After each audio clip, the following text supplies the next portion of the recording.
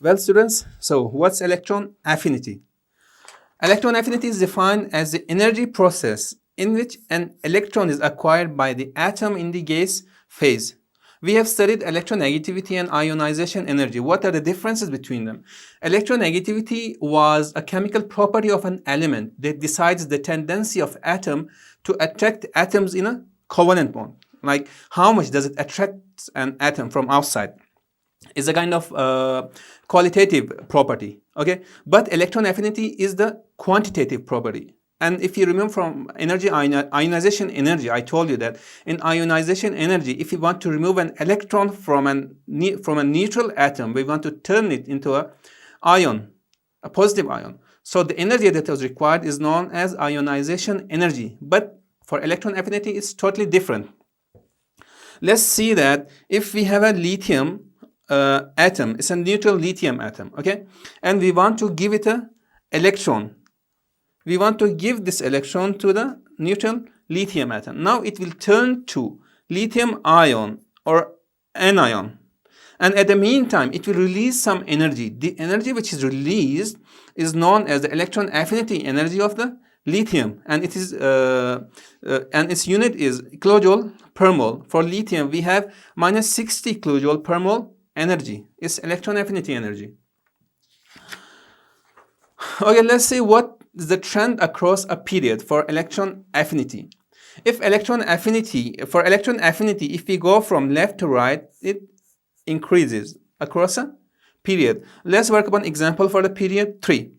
We have seen that we have studied that for lithium it was minus 60 kilojoule per mole. Minus designates that is the exothermic reaction which is giving energy. Okay, for beryllium it's 0, for boron minus 27, for carbon 122, nitrogen 0, oxygen 141, and fluorine 328. Fluorine has the highest electron affinity energy. Neon is the 0.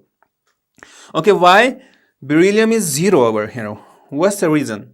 We have to look up on its electronic configuration. The electronic configuration for the beryllium is 1s2 and 2s2 and 2p0. This is the electronic configuration for the beryllium. But when we add up an electron, what happens if we add up an electron into this part like this? In this case, this 2s2 orbital repels this electron. This property is known as shielding effect.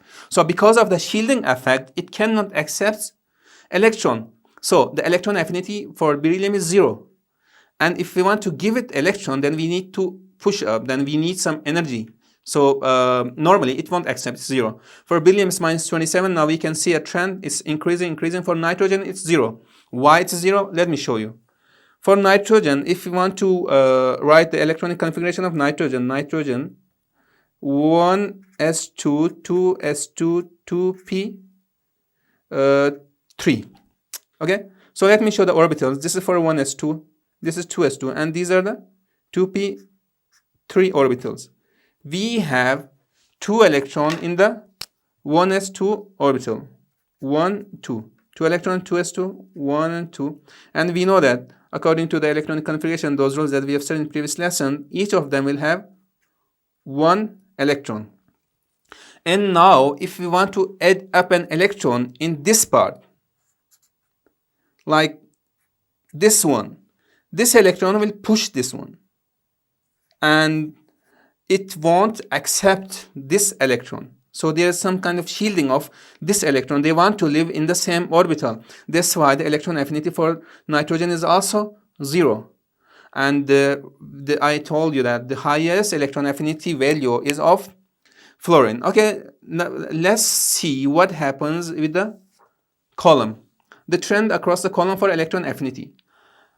As it goes down, the electron affinity decreases. What's the reason? We know that with every period, one shell will be increased or one shell will be added up. Hydrogen, one energy level, 2, 3, 4, 5, 6, and 7. Francium will have 7 energy level. So the attraction of the attraction of nucleus to the outer electron will get less. The atomic radius will get higher. So as much as the atomic radius will get higher, the electron affinity will be decreased. So this is a trend across a column for electron affinity. And let me tell you again, as much as the atomic radius increases, the electron affinity will decrease across a column. Okay, students. So we are finished with today's lesson. And if you have any question about electron affinity, you can write in the comment section below. Thanks for watching our video. I hope you will subscribe our channel and give a thumbs up. Goodbye.